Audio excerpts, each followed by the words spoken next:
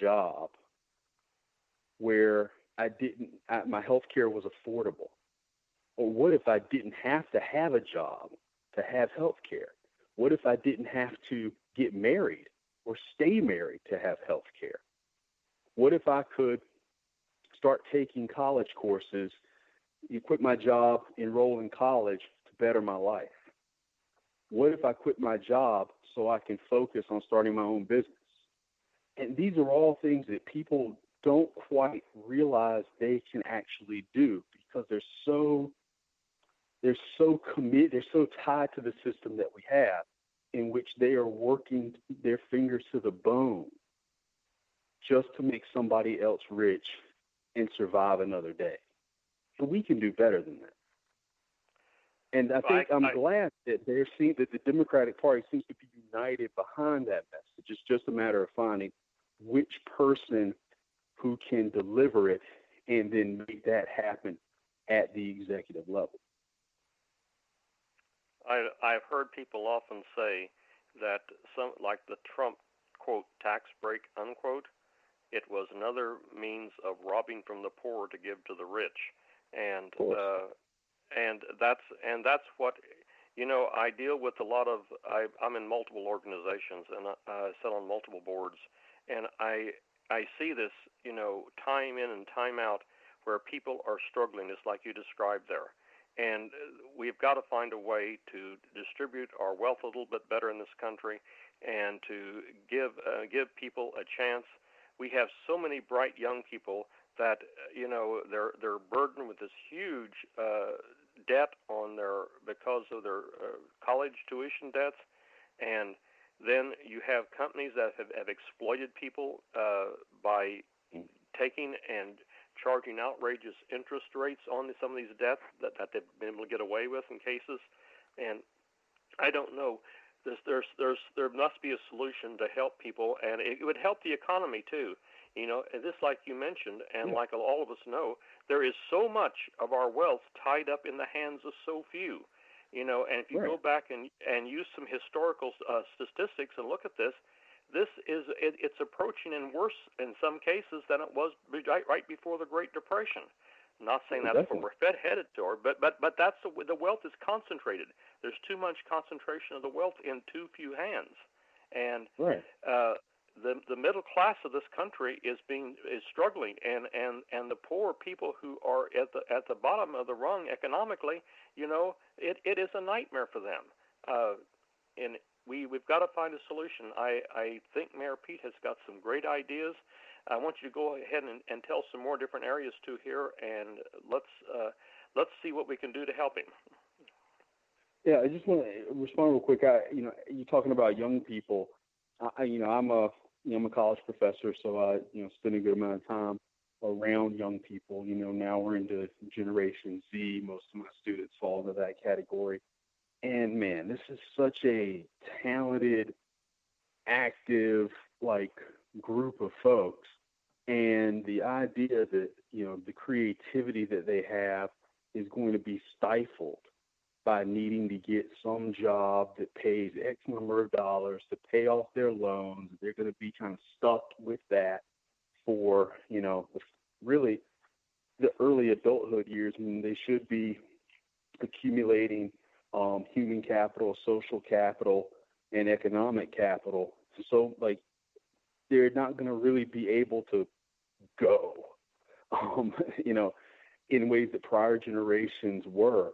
And that's because of the system that we have. And so, there's so many things that we need to do to, unleash the creativity that everybody really has. Because we're stuck on this idea that the only people who can start a business or create jobs are the people who have the most money, and that's just not true. Right. So yeah, in terms of other policy, I think I think the big problem that Pete has is all the misinformation about him. I think other people who support other candidates have taken the fact that he is young and that he's new to the stage to try to paint their own picture of him. There's so many things that he supports that are very much progressive, and much more progressive than people think. When I hear people say, "Oh, Pete's a Republican," I'm like, Lord, like, do you know Republicans? Yes. Yeah, exactly. It blows my mind. So, Pete's for like a $15 an hour minimum wage. He's for universal daycare and pre-K. He's for path to citizenship for undocumented immigrants. These are things people don't talk about, and Pete doesn't really talk about them as much anymore. But he's for statehood for Puerto Rico, statehood for D.C., getting rid of gerrymandering, getting rid of the Electoral College, ending the filibuster, reforming the Supreme Court. Like, these are things that are, would have been considered extremely radical things 4 years ago. But Pete understands that, he understands that the problems that we have are much bigger than, Trump and possibly replacing him as president. And that's something that I think distinguishes Pete from the other candidates. And as a sociologist, I really like it that Pete has identified these structural issues that we cannot change simply by having another president. I think that's one area where we fell flat with Obama. We thought, oh, well, if Obama replaces Bush is the problem. And then Obama's the solution. Yeah, everything will be fine. And that was not the case. So here are these things that Pete supports that, are radical things that would transform our government, but are completely necessary in order to advance this country forward and, again, unlock the creativity, the potential that all of us have, instead of keeping so many of us shackled to the whims and will of the wealthy. Exactly. And, this country has been through a lot, but, just like you brought up there a second ago, there are problems with the very structure of some, I think, that the founding fathers did not anticipate, just like what we've seen happen here in the Senate impeachment trial, where you have a president that is clearly guilty of some of these issues, and yet the people that are supposed to be holding him accountable are, by sheer fear, are afraid to hold him accountable. And right. That's something that we have got to address and figure out how we cannot let this go on again. And then we have a situation where the Attorney General is acting not in the interest of the people, but in the interest of a specific person, and that's very troubling, So we've got things that can be done, I'm sure, and figure some of these things out, but. And I'm really hopeful that Mayor Pete can continue forward, and he will be able to, with the help of the American people, find solutions. And I'm sure, as intelligent as he is, that he will have some great advisors around him and other people here, so that the thing that he doesn't have experience, I don't think holds any credence at all. His experience will come from his knowledge, and his experience will come from what he's already done, and the fact that he realizes he needs other people advising him, and not like our current situation where we have a president that is trying to perform almost like a dictator. And so completely agree. And I'll add, I think we're probably close to running out of time, but I'll add that.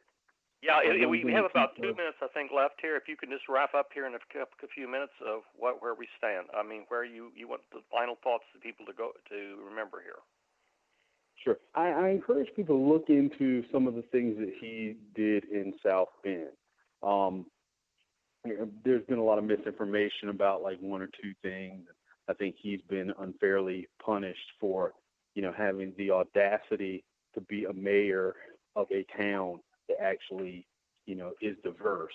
And so he's had to actually deal with types of conflict that senators have largely been removed from. And I think there's something to be said for having someone with that executive experience to lead as president. And I want to push back on the experience thing.